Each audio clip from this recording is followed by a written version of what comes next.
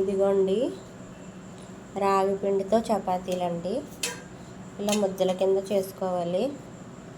చేసుకొని చిన్న చిన్న ఉండల కింద చేసుకొని చపాతీల్లో ఒత్తుకోవాలండి. మీకు చూపిస్తాను. ఇదిగోండి రాగి పిండితో చపాతీ అయితే ఇలా చేశానండి. ఎందుకంటే నేనే వీడియో తీసుకుంటున్నానండి, అందుకని నాకు చేసేటప్పుడు చూపించడానికి అవ్వలేదండి.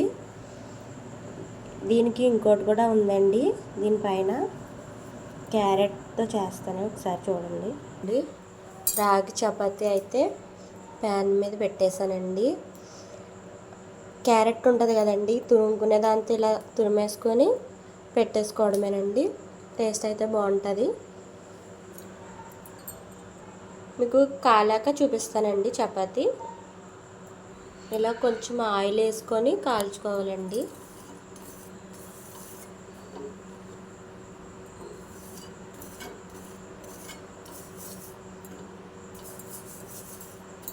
పొంగుతుందండి. ఇది ప్రెస్ చేస్తూ ఉంటే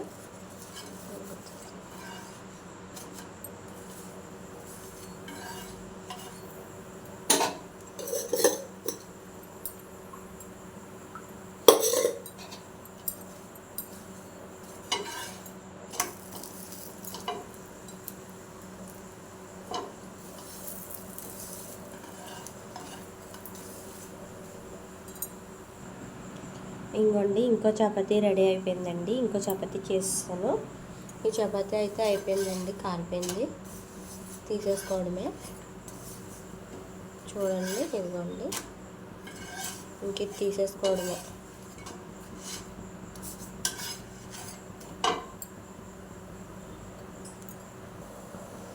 ఇదిగోండి రెండో రాగి చపాతీ కూడా రెడీ అయిపోయిందండి.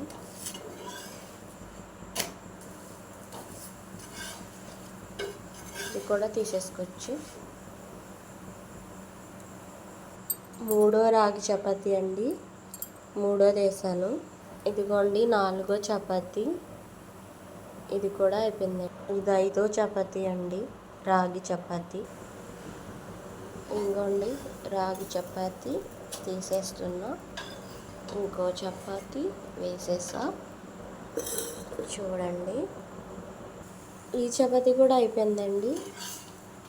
ఈ చపాతీ కూడా తీసేస్తున్నా. ఇంకొక చపాతీ ఉందండి. ఇది చూసారండి, ఈ చపాతీ ఒకటి మా ఆయన కోసమండి.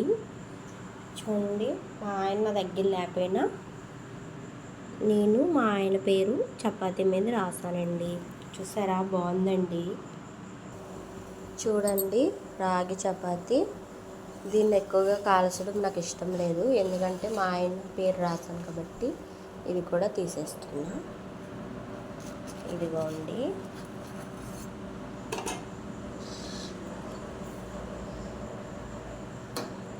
రాగి క్యారెట్ చపాతీ చాలా మెత్తగా ఉంటుందండి. ఇలా పట్టుకుంటే చూడండి, మెత్తగా అసలు గట్టిగా కూడా ఉండదు. టేస్ట్ చాలా బాగుంటుంది, సూపర్ ఉంటుందండి టేస్ట్. దీంతోపాటు సేమియా అండి, సేమియా పాయసం, ఈ రెండు కలుపుకొని తింటే సూపర్ ఉంటుందండి. మీకు కనుక ఈ రెసిపీ నచ్చితే నాకు ఒక లైక్ చేయండి. నేను చేసిన వంట మీకు నచ్చితే. టేస్ట్ అయితే చాలా బాగుంటుందండి. మీరు తిని చూడండి, ఎంత బాగుంటుందండి అంత బాగుంటుందండి. సూపర్ ఉంటుంది. చూసారా ఎంత కలర్ఫుల్గా ఉందో. ఇక్కడ పాయసం పెట్టాను కదండి, పక్కన పెట్టి మా ఆయన గారి పేరు చూడండి ఎంత బాగా కనిపిస్తుందో దీంట్లో. మీకు నచ్చింది కదండి. మీకు నచ్చితే ఒక లైక్ చేయండి. సరేనండి, బాయ్.